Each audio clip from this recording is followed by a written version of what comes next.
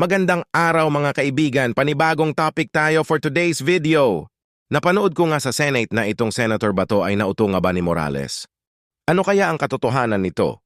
Kagaya na lang nitong napanood ko na video.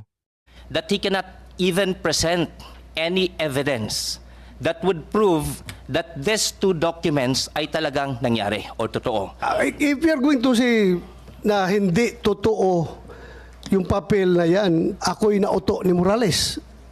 If you're going to say na hindi totoo yung papel na yan, ako'y nauto ni Morales.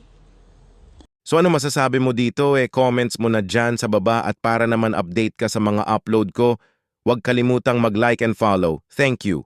Ito si Philippine Vision TV nagbabalita mula dito sa Pilipinas.